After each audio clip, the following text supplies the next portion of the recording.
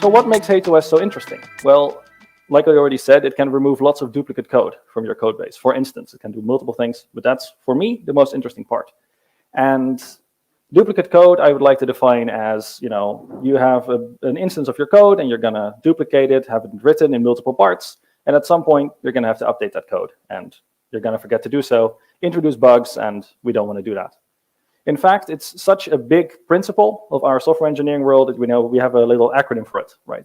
Writing dry code, don't repeat yourself.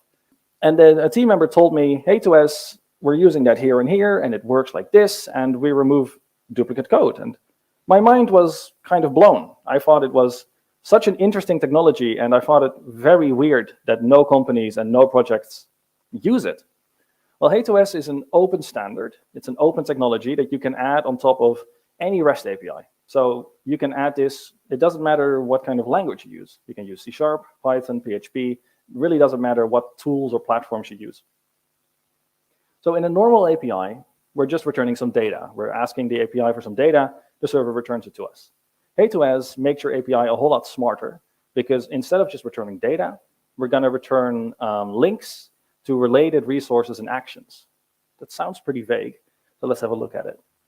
So in the top, you can see the ID and the user ID and the text and just normal data. But in there on the bottom, you see links, and that is what HATEOAS gives us. HATEOAS here gives us 2 links. Each link contains an href, a rel, and a type. The href is the URL where this resource or action takes place. The rel is the human-readable version of it, like the relationship. And the type is the HTTP method you need to execute. When I explain this concept, I usually get 2 questions. So who uses this, and isn't this very complex? So companies like Visa, GitHub, and PayPal, big companies, they use this concept of HATEOAS and the underlying concept called hypermedia. Let's talk about the most interesting part and how you can implement this on your server.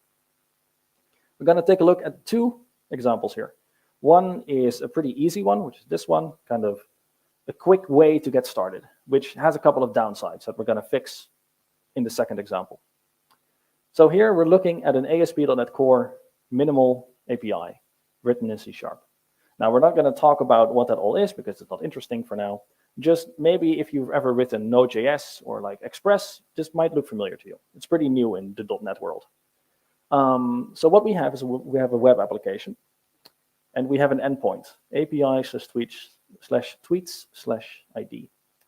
And what we're doing is the second someone calls that endpoint, we retrieve that tweet from the database, and we check if the tweet can be deleted. We want to add a link, tweet.links.add, and we add a new HATEOAS link with that text, with the URL, with the HTTP method, and then we return the tweet.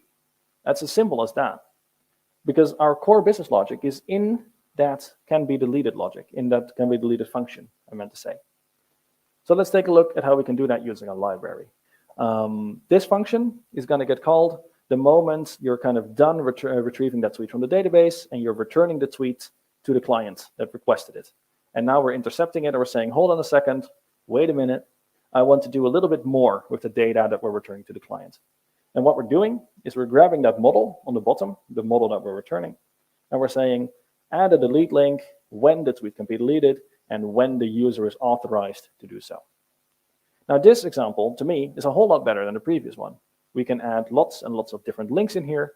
We can use lots and different kind of methods like when and when async, or generate your own methods on how you want to be flexible with your links. And best of all, you can unit test this class.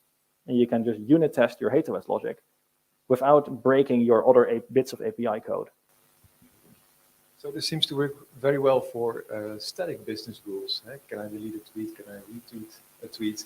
But how does it work with dynamic business rules? If you refresh your timeline, you get 100 tweets, but you're only allowed to do 10 retweets a day. In your that's a good one. In your 100 tweets that you've retrieved, it all says, yes, I can retweet, yes, I can retweet. No, that's a very good question. You fail. So how does HATEOAS solve that problem? It doesn't. That's a great question. Yeah, I think, the only way that I could quickly kind of come up with an answer to that is that after you retweet, you would need, that's a great question. After you retweet, you would need to retrieve it again. But if you do that, then your client already knows that there's only allowed to be so many retweets. So you have a bit of duplicate code. That's a great question. Yeah, I don't really think that that's a thing. But in these cases, I've got questions like this where these three properties don't really